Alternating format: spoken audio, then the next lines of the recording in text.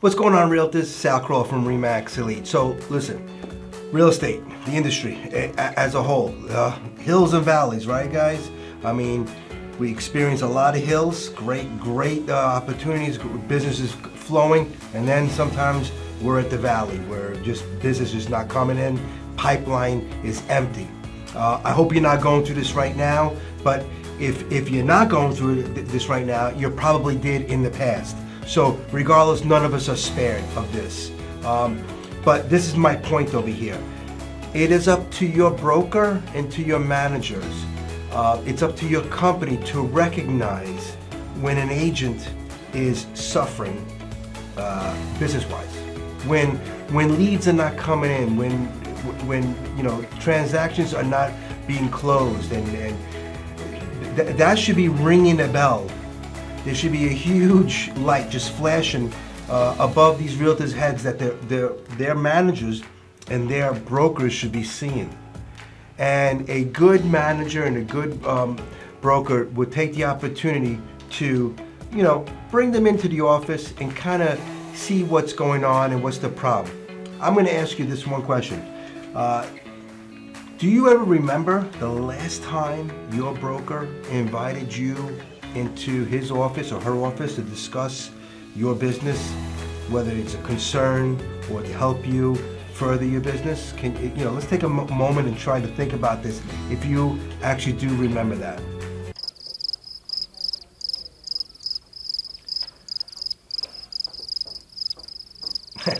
You're probably coming up with no memories of that incident, and that's a shame.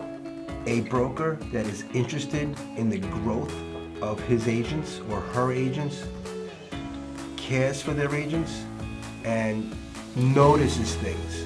They can't be so self-absorbed to not be aware of these situations with their agents. I mean, I always say it's great, you're showing all that love when you're recruiting them, and then once you get them, somehow they fall to the wayside. It's up to us brokers to recognize when a realtor is struggling, and it's up to us to have an open door policy that a realtor could just walk into our office, sit down, and figure things out. Why the business is not where they want it to be. Why it's slowed down. These are things that you need to as a realtor associate yourself with the right company. Okay, here at Remax Elite, I have an open door policy. Door to the office is all glass, and the walls are glass, so there's no hiding from the realtors. They walk in, they see me, they open up the door, they speak to me, they talk to me about their concerns, their fears, their goals, everything. We just sit down, we talk about it. We talk about personal stuff, we talk about business stuff. You gotta get to know your realtors. It's called retention. It's called, when a broker takes an interest in this, it's retention. It's not always about recruiting and then when they come in, they let them go. And you probably should, if you're experiencing these valleys right now, maybe you should take the effort, knock on the office of your broker or your manager, and request a meeting. And actually request from them a plan of action, a business plan. What do they recommend to fix this problem? And truly evaluate their answer to this, okay? Because that will determine if you're in the right company or not. And trust me, guys, if they throw you a bone of a lead, if they put their hands in their pocket and whip out a new listing for you, that's not taking care of you. That's just making you even more dependent on them. That is not in the best interest of the realtor. That's in the best interest of the broker, for you not to leave him or her.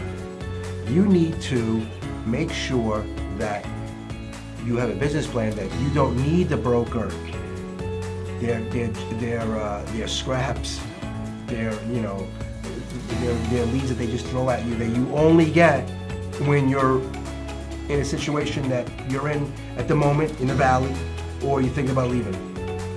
You need to get some good advice, good education from your broker, good leadership, I should say, so that you can actually create a business that you are generating your own leads, that you're generating your own deals, that's when you are associating with the right company. And if the answer that you are if you're thinking about this right now in your head and you're saying, well, that never happened with me over there, and I never have any meetings with my broker or my manager, or they never came up, they never noticed my problems. I've always suffered, in silence, and I had to weather the storm. Maybe you're in the wrong company.